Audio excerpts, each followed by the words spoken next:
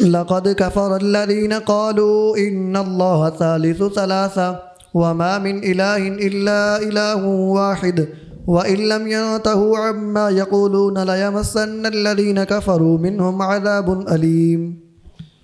بے شک کافر ہو گئے وہ لوگ جنہوں نے کہا یقیناً اللہ تین میں سے تیسرا ہے، حالانکہ کوئی معبود نہیں سوائے ایک معبود کے، اور اگر وہ نہ رکے اپنی ان بیہودہ باتوں سے تو بے شک ضرور پہنچے گا ان لوگوں کو جنہوں نے ان میں سے کفر کیا دردناک عذاب۔ اس آیت میں بھی واضح الفاظ ہیں کہ ان لوگوں نے کفر کیا جن نے کہا کہ خدا تین میں سے تیسرا ہے۔ بالکل اس سے پہلے والی آیت میں کیا تھا؟ کفر کیا ان لوگوں نے جنہوں نے کہا کہ مسیح ابن مریم اللہ ہے۔ یہاں بھی لقد کفر الذین قالوا کے الفاظ ہیں، ان لوگوں نے کفر کیا جنہوں نے اللہ تین میں سے تیسرا قرار دیا۔ اس سے پہلے ایک آیت گزری تھی لا تقولوا ثلاثہ، تثلیث کا عقیدہ نہ رکھو۔ یہ ساری باتیں حضرت عیسیٰ علیہ السلام کی الوہیت کی نفی کرنے کے لیے ہیں اور تثلیث کے عقیدہ کو باطل کرنے کے لیے ہیں۔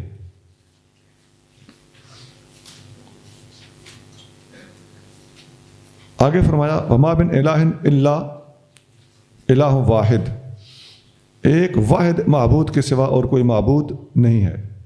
یہ بات قرآن کے اندر بار بار آتی ہے۔ دو خدا نہ مانو، ساتھ یہی الفاظ ہیں، تین نہ مانو، ساتھ یہی الفاظ ہیں۔ اگر یہ لوگ باز نہ آئیں جو یہ باتیں کہتے ہیں یہ نہیں چھوڑیں گے تو ان کو عذاب علیم ملے گا۔ اس آیت کے اندر بہرحال نصارہ کے لیے کفرہ کا لفظ صاف استعمال کیا گیا ہے، اور اس عقیدے کے خلاف کوئی مسلمان کہنے والا کوئی بات کرے تو اپنی خیر بنائے، اپنے ایمان کی خیر بنائے۔ افلا يتوبون الى الله ويستغفرونه والله غفور رحيم، تو کیا وہ اللہ کی طرف رجوع نہیں کرتے اور اس سے بخشش نہیں مانگتے، حالانکہ اللہ بہت بخشنے والا بے حد رحم فرمانے والا ہے۔ آیت آسان ہے، آگے چلی۔ ما المسيح ابن مريم الا رسول قد خلت من قبله الرسل وامه صديقة كانا يأكلان الطعام انظر كيف نبين لهم الآيات ثم انظر أنى يؤفكون۔ نہیں مسیح ابن مریم مگر ایک رسول، بے شک ان سے پہلے بہت رسول گزر چکے ہیں، اور ان کی ماں صدیقہ ہیں، دونوں کھانا کھاتے تھے، دیکھیے ہم ان کے لیے کس طرح کھول کر دلیلیں بیان کرتے ہیں، پھر دیکھیے وہ کہاں بھٹکتے پھرتے ہیں۔ جی، اس آیت کے 5 اجزاء ہیں۔ نمبر 1، مسیح ابن مریم رسول ہی تو ہیں۔ کیا مطلب؟ یہ نہ اللہ ہے نہ اللہ کا بیٹا ہے۔ قد خلت من قبل الرسل، یہ دوسری بات ہے، ان سے پہلے بھی رسول گزر چکے ہیں۔ مطلب کیا ہے کہ جس طرح وہ رسول ہی تھے، نہ اللہ تھے نہ اللہ کے بیٹے تھے، اسی طرح یہ بھی رسول ہیں اور رسول ہی ہیں، اللہ کے بیٹے بھی نہیں ہیں اور اللہ بھی نہیں ہیں۔ آپ کو یاد ہوگا وما محمد الا رسول قد خلت من قبل الرسل میں قادیانیوں نے جو الف لام استغراقی ثابت کر کے پہلے تمام انبیاء کی وفات ثابت کرنے کی سازش کی تھی، وہاں ہم نے یہی آیت پیش کی تھی کہ یہ الرسول کا لفظ تو عیسیٰ علیہ السلام سے پہلے والے نبیوں کے لیے بھی ہے، یہاں استغراق نہیں ہے تو وہاں بھی استغراق نہیں۔ تیسری بات ہے وامہ صدیقہ، حضرت عیسیٰ علیہ السلام کی والدہ صدیقہ ہیں۔ یہ ان کی بہت بڑی عظمت ہے۔ انبیاء علیہ السلام کے بعد سب سے بڑا عہدہ صدیق کا ہی ہوتا ہے۔ ہاں، صدیقوں میں باہم فرق ہوتا ہے۔ شیخ اکبر ابن عربی رحمۃ اللہ علیہ لکھتے ہیں کہ تمام صدیقوں سے اوپر صدیق اکبر ہیں، اور صدیق اکبر اور حضور کے درمیان کوئی بندہ نہیں۔ چوتھی چیز ہے کانا یاکلان الطعام، دونوں حضرت مریم اور ان کے بیٹے سیدنا مسیح علیہ السلام کھانا کھایا کرتے تھے۔ یہاں قادیانی سوال اٹھاتے ہیں کہ وہ تو کھانا کھایا کرتے تھے، تو اب عیسیٰ علیہ السلام کیا کھاتے ہوں گے؟ تم تو کہتے ہو آسمان پہ چلے گئے۔ پہلی تو بات یہ ہے کہ کیا یہ ٹانگ اڑانے والی بات نہیں ہے؟ نہایت بے وقوفانہ سی بات ہے۔ بھئی ایسے باتوں کا تعلق تو دنیا کی زندگی سے ہوتا ہے، اور وہ آسمان پہ گئے تو وہاں کے احکام لاگو ہوں گے۔ ایک اور بات، حضرت عیسیٰ علیہ السلام وہاں جائیں تو وہاں اللہ تعالیٰ اپنی شان کے لائق انہیں کوئی چیز کھلائے، اللہ کا ذکر، تسبیح اور تحلیل ان کے لیے اللہ کا ذکر بن جائے، ایسا حدیثوں میں ہے۔ بھائی مسلم شریف میں حدیث ہے کہ جب دجال آئے گا تو سارے خزانے کھانے پینے اس کے ہاتھ میں ہوں گے، ایمان والوں کو وہ کچھ نہیں دے گا، اور ایمان والوں کی غذا اللہ کا ذکر بن جائے گا۔ تو یہ کون سی بات، کہاں پھنسے ہوئے ہو؟ اور ایک اور بات بھی ہے، کیا کانا یا کلان طعام میں یہ دوام استمراری ہے؟ ہر وقت کھاتے رہتے تھے، کھانا کھاتے تھے ضرورت کے وقت، ایسا ہی ہے نا؟ تو اوپر ضرورت نہیں ہے تو نہیں کھاتے ہوں گے، زمین میں بھی جب ضرورت نہیں تھی تو نہیں کھاتے تھے، جب انہیں زمین میں بھی کبھی کھایا ہے کبھی نہیں کھایا، تو کہاں میں دوام تو ہے نہیں کہ کھانا کھانے کے علاوہ ان کا کام ہی کوئی نہیں تھا۔ تو یہاں زمین کے اندر اگر کھانے میں انقطاع آ سکتا ہے تو آسمان پر ذرا لمبا انقطاع آ گیا ہوگا، اس میں اچھمبے کی کیا بات ہے؟ جو لوگ اپنے باطل نظریات کو ثابت کرنا چاہتے ہیں اس قسم کی اوٹ پٹانگ دلیلیں پکڑتے۔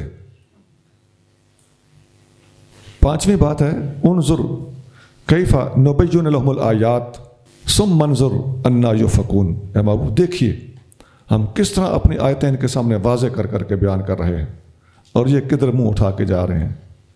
واضح الفاظ، واضح آیات، اور صحیح بندے کی ہمدردی کی باتیں بھی بندے کو اس وقت اپیل نہیں کرتی، اندر نہیں بیٹھتی جب دماغ کے اندر کوئی فطور بیٹھا ہوا ہوتا ہے۔ قل اتعبدون من دون اللہ ما لا يملك لكم ضرا ولا نفعا واللہ هو السمیع العلیم۔ فرما دیجئے کیا تم اللہ کے سوا اس کو پوچھتے ہو جو نہ تمہارے کسی نقصان کا مالک ہے اور نہ کسی نفع کا، اور اللہ ہی بہت سننے والا، سب کچھ جاننے والا ہے۔ جی، اللہ کے سوا جس کو پوچھتے ہو ان تمہارے نہ فائدے کا مالک ہے نہ نقصان کا مالک ہے۔ ان یمسسک اللہ بضر فلا کاشف لہ الا هو وان یردک بخیر فلا راد لفضلہ۔ تو اللہ تعالیٰ کسی کا نقصان کرنا چاہے تو فائدہ کوئی نہیں کر سکتا، کسی کا فائدہ کرنا چاہے تو نقصان کوئی نہیں کر سکتا۔ تو یہ جو انہوں نے مسیح علیہ السلام کو خدا بنایا ہوا ہے، یہ اللہ کے مقابلے پہ ان کو خدا ماننا، یہ باقی بندوں کے بس میں اللہ تعالیٰ نے چلنا پھرنا، کھانا پینا، اٹھنا بیٹھنا، ایک دوسرے کا ہاتھ بٹانا، یہ دیا ہوا ہے۔ جہاں تک عبادت اور الوہیت کا تعلق ہے یہ اللہ کے ساتھ خاص ہے، اسی لیے الفاظ کیا ہیں؟ اتعبدون من دون اللہ، اللہ کے علاوہ تم عبادت کرتے ہو۔ قل یا اہل الکتاب لا تغلوا فی دینکم غیر الحق ولا تتبعوا اہواء قوم قد ضلوا من قبل واضلوا کثیرا وضلوا عن سواء السبیل۔ فرما دیجئے اے اہل کتاب اپنے دین میں ناحق زیادتی نہ کرو اور اس قوم کی نفسانی خواہشات کی پیروی نہ کرو جو پہلے سے گمراہ ہو چکی ہے، اور بہت سے لوگوں کو انہوں نے گمراہ کیا اور وہ راہ راست سے بہک گئے ہیں۔ اے اہل کتاب اپنے دین میں غلو نہ کرو، انتہا پسندی غلو ہوتا ہے، آپ پہلے بار بار سن چکے ہیں کہ یہ دونوں طبقے غلو کرتے تھے۔ اگلی بات ہے ان لوگوں کے خواہشات کی پیروی نہ کرو جو گمراہ ہوئے، اپنے سے پہلے گمراہوں کی پیروی نہیں کرنی۔ تیسری بات، ان لوگوں نے بہت سارے لوگوں کو گمراہ کیا اور خود بھی سیدھے راستے سے بھٹکے، تو بھٹکنے والوں کی راہ پر نہیں چلنا ہوتا بلکہ انعام یافتہ لوگوں کی راہ پہ چلنا ہوتا ہے۔ آج بھی اہل سنت اور اہل اسلام کا مقابلہ کرنے کے لیے کوئی نہ کوئی بھٹکے ہوئے آدمی کا قول لوگ لے کے آ جاتے ہیں، تو کسی معتزلہ کا قول، کسی خارجی رافضی کا قول، کسی ہوا پرست کا قول، اہل سنت کے اجماعی اور جمہوری اقوال اور فیصلوں کے مقابلے پہ پیش کرنا یہودیوں والا طریقہ ہے۔ آگے جی، لعن الذين كفروا من بني إسرائيل على لسان داود وعيسى بن مريم ذلك بما عصوا وكانوا يعتدون۔ بنی اسرائیل میں سے جنہوں نے کفر کیا وہ داؤد اور عیسیٰ ابن مریم کی زبان پر لعنت کیے گئے، یہ اس وجہ سے کہ انہوں نے نافرمانی کی اور وہ حد سے تجاوز کرتے تھے۔ حضرت داؤد علیہ السلام کی زبانی اللہ نے ان لوگوں پر لعنت کی تھی، اور حضرت عیسیٰ علیہ السلام کی زبانی بھی اللہ نے ان لوگوں پر لعنت کی تھی، اور ان پر لعنت کیے جانے کا سبب نافرمانی تھا اور حد سے گزرنا تھا۔ حضرت عبداللہ بن مسعود رضی اللہ تعالیٰ عنہ فرماتے ہیں کہ نبی کریم رؤوف الرحیم صلی اللہ علیہ وسلم نے ارشاد فرمایا کہ جب بنی اسرائیل گناہوں میں پڑ گئے تو ان کے علماء نے اور ذمہ داران نے ان کو منع کیا، وہ باز نہ آئے۔ انہوں نے کہا بس ٹھیک ہے، باز نہیں آتے تو کیا ہوا۔ یہ علماء اور یہ درویش ان کے ساتھ اٹھنے بیٹھنے لگے، یاریاں دوستیاں لگائے رکھیں، ان کے ساتھ مل کے کھاتے رہے پیتے رہے۔ وَوَاكَلُوهُمْ وَشَارَبُوهُمْ فَضَرَبَ اللَّهُ قُلُوبَ بَعْضِهِمْ عَلَىٰ بَعْضٍ، اللہ نے ان کے پاس بیٹھنے کی وجہ سے ان کے ایک دوسرے کے قلب ایک دوسرے کے اوپر مار دیے۔ ساتھ بیٹھنے سے ایسا ہوتا ہے، قلب ایک کا قلب دوسرے کے قلب کے اوپر اثر انداز ہوتا ہے۔ بری سوسائٹی برا اثر ڈالتی ہے، اچھی سوسائٹی اچھا اثر ڈالتی ہے۔ وہ جو حدیث میں آتا ہے کہ اچھی محفل کی مثال ایسے ہے جیسے عطار کی دکان ہو، اور بری محفل کی مثال ایسے ہے جیسے کوئلے کی دکان ہو۔ دو درویش اور فقیر صاحب طریقت آپس میں جب مل کے بیٹھتے ہیں تو بعض اوقات ایسا ہوتا ہے کہ ایک کا قلب بند ہو چکا ہوتا ہے تو دوسرے کے پاس آ کے بیٹھنے سے اس کا قلب فوراً جاری ہو جاتا ہے، یا ایک پر قبض طاری ہوتی ہے تو دوسرے کے پاس آ کے بیٹھنے سے اس کا قبض کھل جاتا ہے۔ قبض، روحانی قبض ایک اصطلاح ہے، ایک بولی ہے یہ طریقت کی۔ بعض اوقات ایک محفل میں ایسا ہوتا ہے کہ پوری محفل میں ایک اللہ کا بندہ ایسا ہوتا ہے کہ خطاب کرنے والے کا سینہ کھل جاتا ہے، اس کی برکت سے اس کی ضرورت کی باتیں اللہ تعالیٰ ایسی صادر کرواتا ہے کہ سب کا بھلا ہو جاتا ہے۔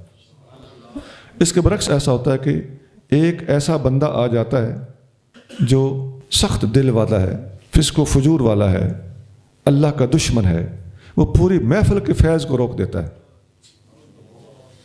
یہ دلوں کے اوپر تاثیر ہوتی ہے، اس لیے یاریاں سوچ کر لگانی چاہیے۔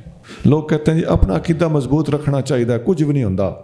جناب کچھ ہوتا ہے، وہ جو کچھ ہوتا ہے آپ کو نظر نہیں آتا۔ پھر جب ان کے آپس میں تعلق جاری رہے اور ایک دفعہ منع کر کے مطمئن ہو گئے تو ان کو یہ سزا ملی کہ ان کے دلوں کے اوپر بھی زنگ ڈال دیا گیا۔ تو یہاں حضرت عبداللہ بن مسعود رضی اللہ تعالیٰ عنہ یہ آیت پڑھتے ہیں، علی لسان داؤد و عیسی ابن مریم ذالک بما عصوا وکانوا یعتدون۔ نبی کریم صلی اللہ علیہ وسلم یہ بات کر رہے تھے تو آپ کریم صلی اللہ علیہ وسلم اٹھ کے بیٹھ گئے۔ یہ بات کرتے کرتے اٹھ کے بیٹھے تو آپ علیہ الصلوۃ والسلام نے فرمایا لا، ہرگز نہیں، اللہ کی قسم، والذی نفسی بیدہ حتی تعطروہم علی الحق عطرا، حتیٰ کہ حق کی خاطر آپ ان کے ساتھ جب تک قطع تعلق نہیں کرو گے اور پوری ہمت نہیں لگاؤ گے تمہاری تبلیغ کا حق ادا نہیں ہوگا۔ ترمذی 3047 3047۔ آگے چلے جائیں۔ كانوا لا يتناهون عن منكر فعلوه لبئس ما كانوا يفعلون۔ ایک دوسرے کو نہ روکتے تھے اس برے کام سے جو انہوں نے کیا، یقیناً وہ بہت ہی برے کام کرتے تھے۔ جی، یہ نہ روکنے کی وجہ سے اور روکنے کا حق نہ ادا کرنے کی وجہ سے ان پر بھی لعنت پڑی۔ حضرت حذیفہ بن یمان نبی کریم صلی اللہ علیہ وسلم سے روایت کرتے ہیں، فرمایا والذی نفسی بیدہ، اللہ کی قسم، لَتَأْمُرُنَّ بِالْمَعْرُوفِ وَلَتَنْهَوُنَّ عَنِ الْمُنْكَرِ، تم لوگ ضرور نیکی کا حکم دو گے اور ضرور تمہیں برائی سے روکنا پڑے گا۔ اَوْ لَيُوشِكَنَّ اللَّهُ، ورنہ اللہ تعالیٰ ضرور ایسا کر دے گا، اَنْ يَبْعَثَ عَلَيْكُمْ عِقَابًا مِّنْهُ، کہ اللہ تعالیٰ تمہارے اوپر کوئی عذاب نازل کر دے، ثُمَّ تَدْعُونَهُ فَلَا يُسْتَجَابُ لَكُمْ، تم پھر اللہ سے دعائیں مانگو گے تو تمہاری دعائیں قبول نہیں ہوں گی۔ ترمذی 2169۔ ترى كثيرا منهم يتولون الذين كفروا لبئس ما قدمت لهم أنفسهم أن سخط الله عليهم وفي العذاب هم خالدون۔ آپ ان میں بہت لوگوں کو دیکھیں گے کہ وہ کافروں سے دوستی رکھتے ہیں، کیا ہی برا ہے جو انہوں نے اپنے لیے آگے بھیجا، یہ کہ اللہ ان پر ناراض ہوا اور عذاب ہی میں وہ ہمیشہ رہیں گے۔ یہ یہودیوں کی بات ہو رہی ہے جی، ترا کثیرا منہم من الیہود، کہ یہ اسلام کے دشمنوں سے الذین کفروا، کافروں سے رابطہ رکھتے ہیں. یہاں کافروں سے مراد مکہ والے ہیں. آپ مدینہ کے یہودیوں کو دیکھو گے کہ مکہ کے کافروں سے آپ کے خلاف رابطے رکھتے ہیں، ساز باز میں رہتے ہیں. یہ ان کی حرکت، یہ کرتوت برا ہے اور اللہ کی ناراضگی کا سبب ہے اور اس عذاب کا سبب ہے جس میں یہ ہمیشہ رہیں گے. آگے چلیے. وَلَوْ كَانُوا يُؤْمِنُونَ بِاللَّهِ وَالنَّبِيِّ وَمَا أُنزِلَ إِلَيْهِمْ اتَّخَذُوهُمْ أَوْلِيَاءَ وَلَكِنَّ كَثِيرًا مِّنْهُمْ فَاسِقُونَ.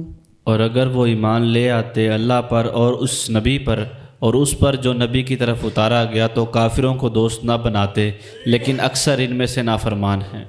آیت آسان ہے کہ یہ اللہ کے نبی پر ایمان لاتے تو مکہ کے کافروں سے اپنے رابطے نہ رکھتے اور محبتیں نہ رکھتے. آگے جی. لَتَجِدَنَّ أَشَدَّ النَّاسِ عَدَاوَةً لِّلَّذِينَ آمَنُوا الْيَهُودَ وَالَّذِينَ أَشْرَكُوا وَلَتَجِدَنَّ أَقْرَبَهُم مَّوَدَّةً لِّلَّذِينَ آمَنُوا الَّذِينَ قَالُوا إِنَّا نَصَارَىٰ ذَلِكَ بِأَنَّ مِنْهُمْ قِسِّيسِينَ وَرُهْبَانًا وَأَنَّهُمْ لَا يَسْتَكْبِرُونَ. آپ یقیناً ضرور پائیں گے تمام لوگوں میں سے زیادہ سخت دشمنی رکھنے والے مسلمانوں سے یہودیوں اور مشرکوں کو، اور ضرور پائیں گے آپ سب سے زیادہ نیک دوستی میں مسلمانوں سے ان لوگوں کو جنہوں نے کہا بے شک ہم نصارہ ہیں، یہ اس لیے کہ ان میں عالم اور زاہد ہیں اور وہ تکبر نہیں کرتے. مسلمانوں کے ساتھ سب سے زیادہ دشمنی یہودیوں کے دل میں. دشمنی تو سب کے دل میں، لیکن دشمنی سب سے زیادہ کس کے دل میں ہے اس کی بات ہو رہی. اس کا یہ مطلب نہیں کہ ان کے دلوں میں ہی دشمنی ہے، باقیوں کے بارے میں ہم بے فکر ہو جائیں. نہیں، مطلب یہ ہے کہ سب کے دلوں میں دشمنی ہے، لیکن نسبتاً زیادہ دشمنی اگر ہے تو وہ یہودیوں میں. اور اس کے بعد مشرکین جو اللہ کے ساتھ کسی کو شریک ٹھہراتے ہیں، ان کے دلوں میں مسلمانوں کے خلاف دشمنی ہے. آگے فرمایا اور مسلمانوں کے سب سے زیادہ قریب اگر کوئی ہیں تو وہ نرمی رکھنے والے، ان کے رویے کے ساتھ تھوڑی بہت مشابہت رکھنے والے، دوسرے لوگوں کی نسبت زیادہ اسلام سے میلان رکھنے والے اور نرمی کرنے والے وہ عیسائی ہیں.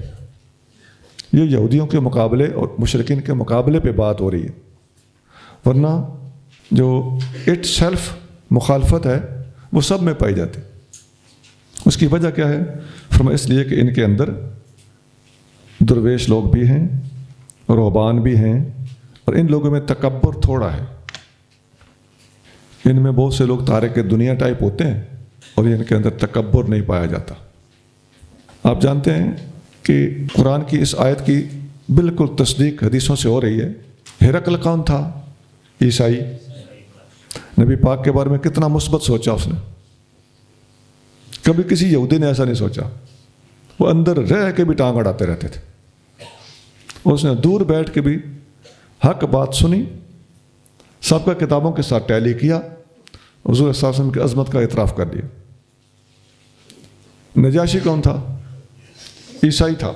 اس نے بھی اپنی انجیل اور اپنے قسیسین اور اپنے اسقف علماء بلوائے. حضرت جعفر طیار رضی اللہ تعالیٰ عنہ کی گفتگو ان کو سنوائی اور بڑے جرت اور دھڑلے سے اس نے نبی کریم صلی اللہ علیہ وآلہ وسلم کی عظمت اور صداقت کا اعتراف کیا. تو یہ تو دو بادشاہ تھے، اس سے اوپر تو دنیاوی اعتبار سے کوئی بندہ ہو نہیں سکتا تھا. تو یہ دو مثالیں قرآن کی اس آیت کی واضح تصدیق کرتی ہوئی نظر آتی ہیں کہ عیسائی اسلام کے بارے میں نرم گوشہ رکھنے والے اور یہودیوں کے مقابلے پہ سیدھی سوچ رکھنے والے لوگ ہیں. اس کی وجہ کیا ہے کہ ان کے اندر قسیس ہیں، رہبان ہیں. سبحان ربک رب العزت عما یصفون وسلام علی المرسلین والحمد للہ رب العالمین.